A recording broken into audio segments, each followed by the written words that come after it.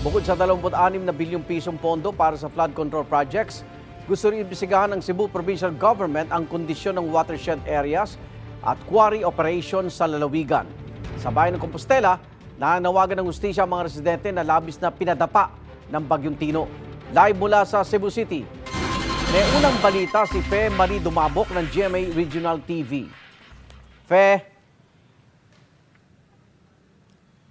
Igan, patuloy ang paghihinagpis ng mga pamilyang naghahanap ng nawawalan nilang mga kaanak dahil sa bahang naranasan sa kanilang barangay sa bayan ng Compostela sa Cebu.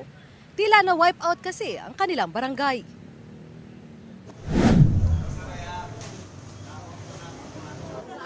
Nabalot ng lungkot ang barangay Tamyaw sa bayan ng Compostela sa Cebu matapos masawi ang 12 tao roon dahil sa pananalasa ng Bagyong Tino. Sa isang punerarya, nakahilira ang mga bangkay na pinaprocess. Naabutan ng GMA Regional TV si Dixie Kapuyan na humahagulhol at yakap ang kabaong. Sa loob nito, ang labi ng kanyang 18 anyos at bunsong anak na si Angel. Katabi nito ang kabaong ng asawa ng kapatid ni Angel na si Jonalyn. Ngayong buwan sana nakatakdang mga anak si Jonalyn. Before ang trahedya, sir, anapit sa dos, murag nagpahiwatig na yun ba? Ang kani silang duha magsigig sabak na ako katong laki ang tao ni anak siyang ama. Angel, ayaw ginig biya. Kuyog na ako, Angel ha. Ayaw biya si Alin ug akong anak bantay. Pagkamatay nila, sir, na rescue nagtapat taon silang duha, sir.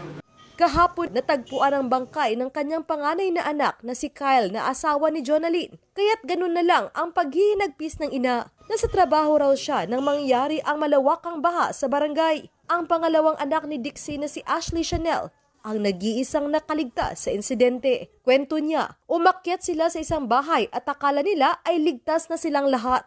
Nang rumagasa ang baha, natangay raw ang mga wing van at nahulog sila sa tubig. Pagkatagak na ako, di ba dyan ko kay Bamulang mo istorya. Ako manghod ka mauyot to siya. Kay nakakupot makog baboy nga patay. Muraghimol akong salbabida, makupta na unta na ako kung manghod pero nabuyan ako. Kay nalumos ko, kay di ko kamamlangoy. Swerte lang ko kay akong buhok na sangit sa dakong kawayan moong napataas ko. Makaingon ko sa kumino.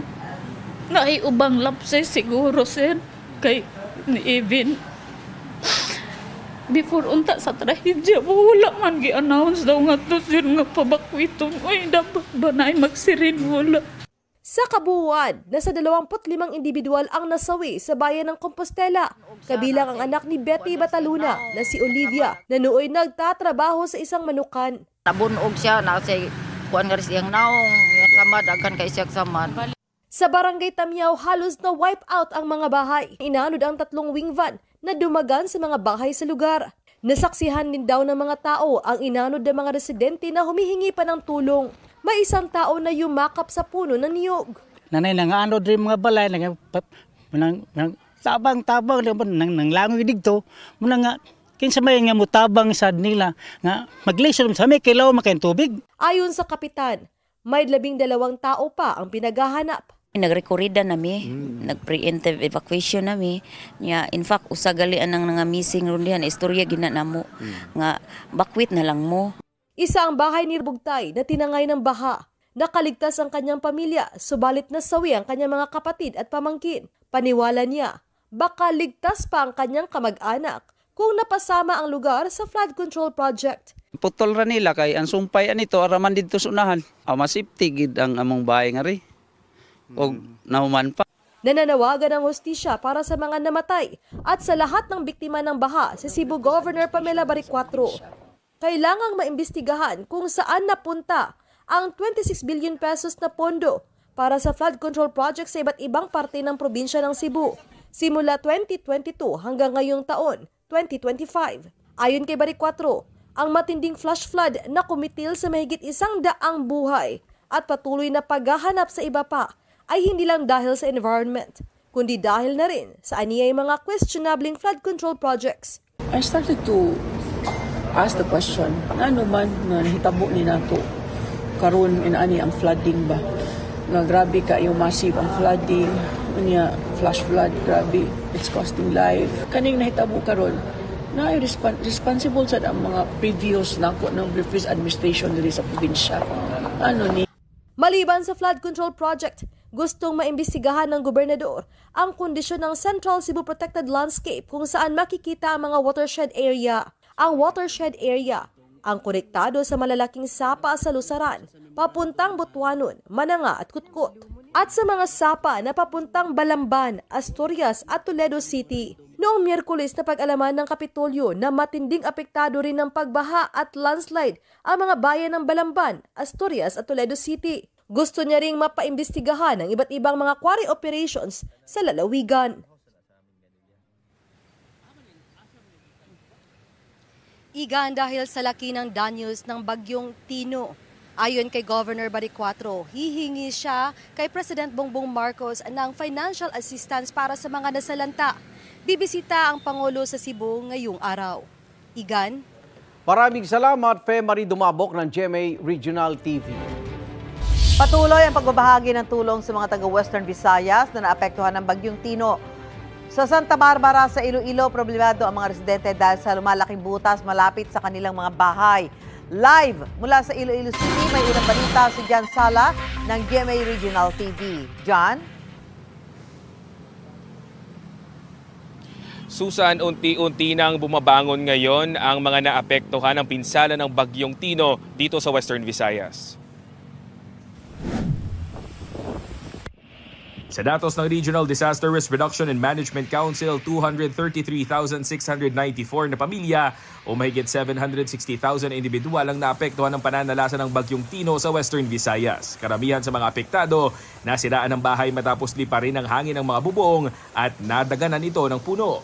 Hangin gid, mabaskog ang hangin. In fact, kadamog kita sang mga kala-uprooted na mga kahoy, iban mga century-old trees pa because kabaskogon sang hangin. Nitong November 5, nagsagawa ng aerial assessment ang RDR-RMC6 sa mga probinsya sa rehiyon. Ito'y upang makita ang lawak ng pinsalang iniwan ng bagyo. Unang ininspeksyon ng Guimaras kung saan nakita ang mga debris na inanod sa coastal areas. Sa Suklaran Wharf sa San Lorenzo, may nakitang maliit na pinsala ngunit nananatili itong operational. Inikot din ang Iloilo City, lalo na ang mga barangay sa city proper patungo sa Arevalo. Minimal din ang naitalang pinsala sa coastal barangays. Sa Miag-Aw at Gimbal, Iloilo, may nakitang sira sa seawall. May mga bahay ring nasira ang bubong. Sa mga kabundukan naman ng mga bayan ng Alimudjan, Leon at Tubungan, walang pagguho ng lupa na nakita. Samantalang ilang bayan sa Capiz, lubog pa rin sa baha at apektado ang agrikultura. Area sang Sigma, Tumambusaw, and Dao, flooded sa gihapon some parts of the highway. Kag makita man sa footage ang aton inspection nga daw dagat ang aton nga mga kahumayan ang farmlands naton didto nga area. Mahigit 33 milyon pesos sa kabuang halaga ng assistance na ipinamahagi ng DSWD-6 sa mga apektadong pamilya. Nagpapatuloy rin ang response operation sa Capiz. Sa bayan ng Santa Barbara, Iloilo, hindi na pumapasok sa isang silid sa kanilang bahay ang pamilya ni Aling Roslyn mula noong November 5. Dahil yan sa pangambang dulot ng gumuhong bahagi ng lupa sa labas ng kanilang bahay malapit sa silid. Nakalbaan mga mister kay dire kay magaturog. Pay subong sa sala na kami subong katurog. Kay nadlok na mabasi magdalo mga buho. Mula pa raw noong nakaraang taon nang may marinig silang tunog o ingay sa ilalim ng lupa. Maaring yun daw ang simula ng pagguho ng lupa na nasa likuran lang ng flood control structure na itinayo noong 2018. Itong dagauran, bala duminagabatsyagan kami magturog, duminagalagabong sa silod. Why man naman expect kung ano ra bala nga duminagahulog. May habang nasa 14 na metro, lawak na nasa 2 hanggang 3 metro at lalim na tinatayang mahigit 20 metro ang guho. Nai-report na raw ito ng barangay official sa LGU. Na-report naman namon sa may Banwa, tapos ang concern lang namon di sa may kwan na tani, actually nila tani baladayon. Sa inisyal na investigasyon ng MDRRMO ng Santa Barbara, lumalabas na soil erosion ang maaring dahilan ng pagguho. Isa sa mga tinitingnang solusyon ng LGU ay ang pag-evacuate muna sa mga residente. Base may nag-cause nga nag-leak ang lupa sa likod ng slow protection. So ang leak nga to, kung may buho to sa dalom, amo to nag-cause nga nagsigi-sige nga nag-erode ang lupa sa likod kay slow protection. We already instructed them to move to a safer place sa house nanda. Nilagyan na ng bakod ang gubuhong bahagi ng lupa upang maiwasang mahulog dito ang mga residente. Nakatakda ring magpulong ang LGU at ang DPWH Iloilo 4th District Engineering Office para sa pansamantalang solusyon sa sitwasyon. Tumanggi namang magbigay ng pahayag sa news team ang mga taga 4th DEO. Ang mga residente hindi na raw makapaghintay sa pulong ng dalawang panig at nananawagan sa mabilisang solusyon. Delikado gede. So tani masolusyonan blas ang banwa or sang para nga makayad para nga hindi man kita kulbaan.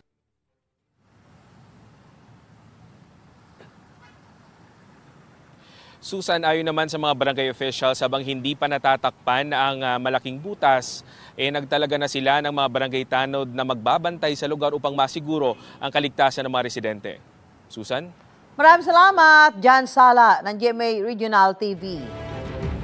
Magandang umaga po mga kapuso, nandito pa rin po tayo ngayon sa Alert Center ng Valenzuela City kung saan naroroon po itong kanilang Disaster Risk Reduction and Management Office at sa ngayon nga po ay kahit na maaraw po rito ay tuloy-tuloy po ang kanilang paghahanda para sa paparating na Super Typhoon Uwan at kabilang po sa kanilang mga inihahanda yung kanilang mga rescue equipment para nga po sa posibleng pag-deploy kung sakasakaling merong mga ngailangan. Kabilang na po rito yung mga kanilang fiber boats and rubber boats, life vest, at yung ilan sa mga high-tech na kagamitan po nila rito, yung ito pong waterproof na drone na kahit na lumubog po yan sa tubig, kaya mag-tumble at magagamit pa rin, hindi masisira. Kaya rin po yan lagyan nitong life buoy po na ito para dalhin mismo doon sa kailangan i-rescue. Meron din po sila nitong remote control na life buoy na pwede pong gamitin ng mga rescuer, hindi na kailangan sumakay ng bangka, dyan po isasakay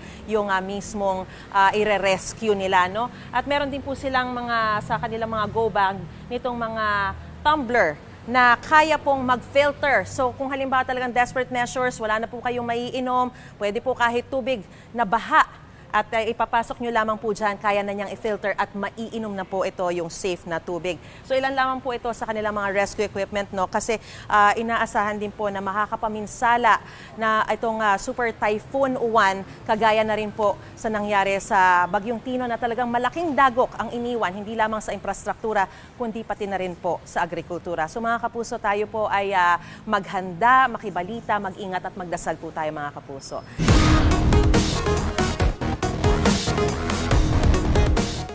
Pinag-aaralan ng Department of Agriculture na magpatupad ang maximum suggested retail price sa pulang sibuyas at karning baboy.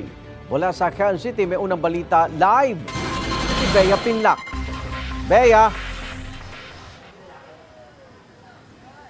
Igan, hindi mawawala sa pagluluto nating mga Pilipino ang sibuyas, lalo na't sikat itong pampalasa sa ating mga paboritong ulam. Pero dito sa Mega Q Mart, umaabot na ng 180 pesos ang kada kilo nito. Hindi pa man nahihiwa ang mga panindang sibuyas na ito, mapapaiyak ka na sa presyo. Nasa 130 to 180 pesos ang presyo ng kada kilo ng sibuyas dito sa Mega Q Mart sa Quezon City. Masakit. Actually, hindi lang naman talaga sibuyas ang mahal. Halos lahat ng gulay nagmamahal. Talagang napakahirap. Napakahirap sa pagbabudget. Pero ayun na nga, sinasabi ko, wala tayong choice kundi talagang gagawan at gagawan mo ng paraan. Sa monitoring ng Department of Agriculture, umaabot ng 200 pesos kada kilo ang bentahan ng sibuyas sa mga pamilihan sa Metro Manila. Marami naman daw ang supply ng imported sibuyas, kaya pinag-aaralan ng DA na magtakda ng 120 pesos maximum suggested retail price para rito sa susunod na linggo. Ang onion natin, maraming import pero hindi bumababa ang presyo sa merkado. Ibig sabihin, somebody is taking advantage and I have a suspicion it's the retailer. So baka mag-MSRP tayo sa imported red onion. Maximum niya 120.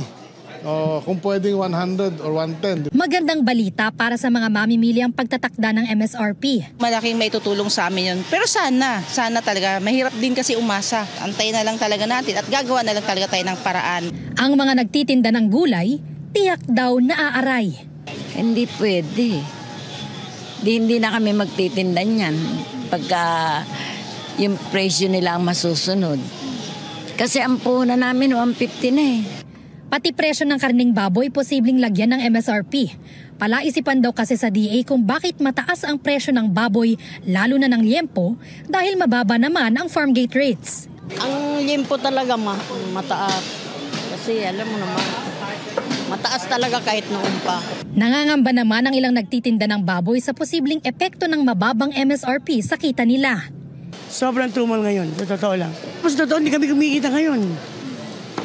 Pwesto, tauhan, kulang pa. Dapat sila mga dealer, mga supplier, sila magbaba ng baboy, hindi kami.